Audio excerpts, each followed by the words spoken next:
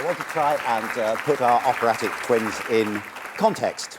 And we're going to begin with this man, Giovanni Verga, who wrote the story. Now, the beginnings of Verismo in Italy were not musical, but literary. And in 1880, Giovanni Verga published a collection of short stories called Vita dei Campi, Life in the Countryside, which depicted episodes featuring the working poor in Verga's native Sicily. Given the literary trends of other countries before then, it's perhaps surprising that it took so long for an Italian to tackle these subjects, but composers everywhere had fought shy of putting realism on the operatic stage. The grim realities of city life in Dickens's novels from the 1830s and 40s certainly didn't tempt composers at the time. Incidentally, Dickens was quite an opera fan and very well informed about it, and went to see Gluck's Orfeo in Paris with his great friend Arthur Sullivan. In France, Honoré de Balzac, who died in 1850, was hailed as a pioneer of realism, naturalism. And the year of Balzac's death saw Gustave Flaubert starting Madame Bovary, a novel so realistic that he was tried for obscenity and subsequently acquitted after the story appeared in 1856. The greatest French realist writer of the next generation was Émile Zola, whose L'Assommoir of 1877 is a painfully accurate description of a working-class family's descent into alcoholism and destitution. In art, of course, there was a similar move towards what Robert Herbert famously described as the painting of modern life. Among the Impressionists, Edgar Degas completed The Absinthe Drinker in 1875. Monet painted his series of Gare Saint-Lazare Station a couple of years later.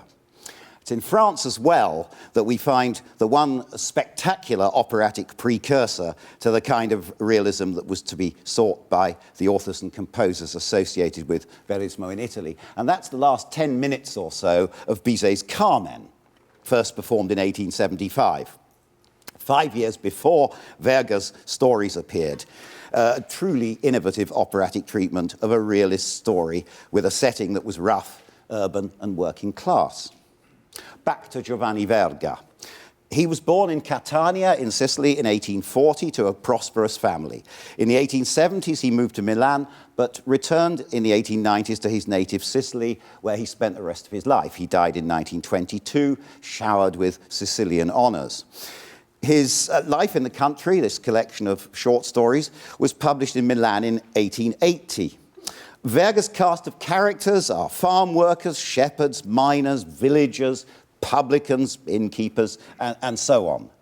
Cavalleria Rusticana, one of the stories in this collection, is unflinching in its revelations of jealousy, violent passion, and deadly revenge, not in a mythical landscape or a medieval court, but in the Sicily of Verga's time. His other stories, incidentally, can be even more disturbing, notably one called Malaria, in which the innkeeper's 4 wives and 5 children succumb to the disease as modern life appears to pass rural Sicily by. Literally so, as Verga's story includes the newly built railway, its well-heeled passengers seeming neither to notice nor to care. Though Verga came from a prosperous family, he was genuinely interested in the characters about whom he wrote. He even photographed some of the workers on his family's estate. Verga himself turned Cavalleria Rusticana into a successful stage play with the assistance of Giuseppe Giacosa, who was, of course, later to become one of Puccini's most successful librettists. Verga has been underrated outside Italy, his international reputation resting largely on his story that inspired Mascagni's opera.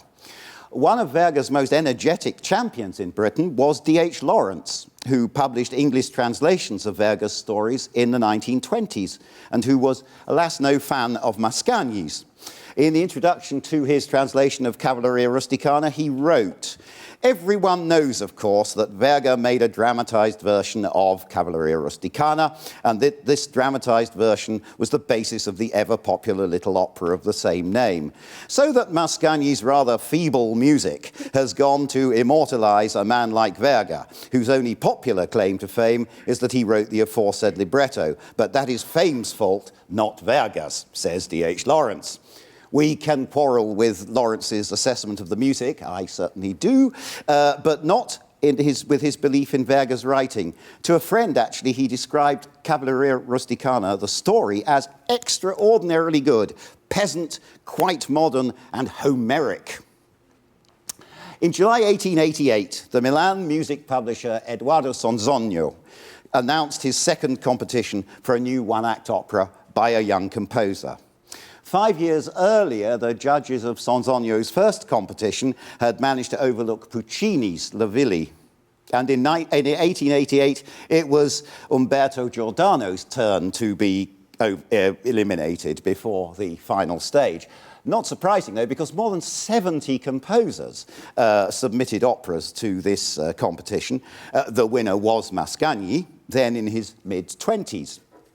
Cavalleria Rusticana was duly scheduled to be performed at the Teatro Costanzi in Rome, which was then under Sonzogno's management. By a remarkable coincidence, another opera based on the same Verga story was given its premiere in the same theatre 6 weeks earlier. This was Mala Pasqua, literally Bad Easter, by Stanislao Gastaldon.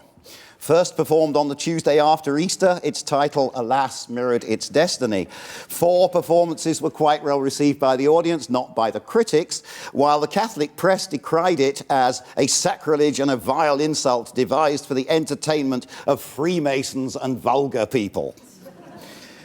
Makes me want to see it. What Mala Pasqua does demonstrate, though, and this is quite interesting, is that Mascagni was not alone right at the start in attempting operatic verismo. The idea was very much in the air at the time.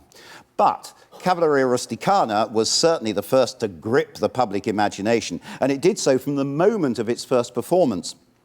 Italian critics had been wondering whether opera had a future, with Verdi growing old, but the premiere of Cavalleria suggested that Mascagni was their man. The Costanzi Theatre on the 17th of May, 1890, was barely half full, and most of the audience was there out of a sense of duty to hear the Sonzogno competition winner, while a few had been encouraged to turn up by friends who had been to rehearsals. Gemma Bellincioni, the first Santuzza, recalled the first night. Here she is. After the Siciliana, the public applauded. After the prayer, they yelled out enthusiastically. After the duet between Santuzza and Turiddu, they exploded in delirious joy. At the end of the opera, the audience seemed literally to go crazy. They screamed, they waved their handkerchiefs, and in the corridors, strangers embraced. She really wasn't exaggerating. There were 60 curtain calls at the end, and the press reaction was ecstatic.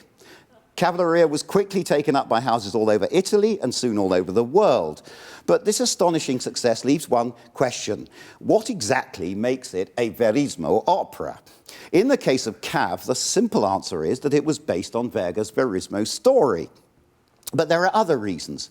Mascagni's use of the chorus gives us a strong sense of the opera being rooted in a community, in a village, at work, at prayer, at the pub, and of its expectations and customs, its prejudices, if you like. Throughout the single span of Cavalleria, the chorus seems to function as the conscience of the village. Mascagni attempted to introduce a musical equivalent for Verga's realism by creating a language that reflected the background of his characters. He uses popular song in a way that was quite novel in the opera house, not to introduce local colour. Mascagni, at that time, had never been to Sicily, so he wouldn't have known what local colour was, but to give his characters tunes that would resonate with the audience, as the soundtrack, if you like, of everyday Italian modern life. His artistry was to weld all that into a score that is clearly operatic, but cleverly pared down. Much of the word setting is syllabic. The melodic material is notable for simplicity, while the whole work coheres thanks to a series of far from simple and very clever thematic links. Its impact was felt far beyond Italy. For instance, here's one review from 1892. I quote, "Among composers, there are those who throw off their chains, shake off the dust of various theories, and enjoy their newly acquired freedom in harmonic and tonal progressions with such unconcealed delight that mere mortals are seized with vertigo. I'm talking here of Mascagni. He has flown high like a lark. Some melodies stand out with such convincing truthfulness that you feel your heart ache." The author of those words was none other than Leos Janáček. 2 years before, he started work on Jenůfa, an opera that you might well consider to be an outstanding example of Czech, specifically Moravian Verismo, with its village life, its murderous plot, and so on. Leoncavallo was born in Naples in 1857, but after completing his studies, he spent a few years teaching the piano to the Egyptian aristocracy in Cairo. Then he moved to France, where he worked as a vocal coach, and a very unsuccessful young composer. He returned to Italy in 1890, and of course the first thing more or less he saw was Cavalleria Rusticana. Straight away decided to have a go at his own Verismo opera. Unlike Mascagni, he wrote his own libretto, but otherwise the origins of both works are quite similar, written incredibly fast, with both composers desperate for some sort of success after earlier reverses.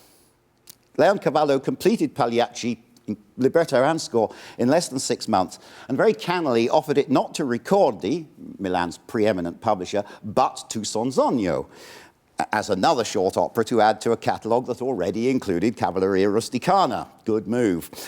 Leoncavallo lays out his Verismo credentials right at the start during the prologue. Tonio tells us that it will depict a glimpse of life, uno squarcio di vita, which is putting it pretty straightforwardly. It does so in a dramatic structure that, as we heard, includes the familiar device of a play within a play, but uses this quite brilliantly, reality creeping sort of inexorably into the play to set up the shocking denouement.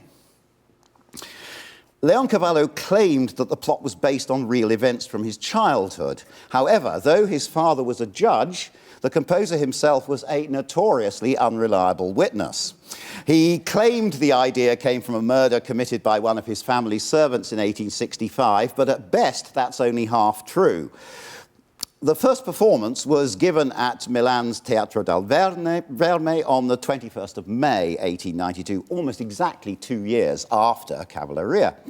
It was conducted by the young Toscanini, and the role of Tonio was taken by Victor Morel, who had created Iago in Verdi's Otello. But unlike Cavalleria, the press reception was cool. Critics were impressed by the skill of Leoncavallo's technique, but less so by his references to earlier operatic styles, which critics felt were there just to please the crowd.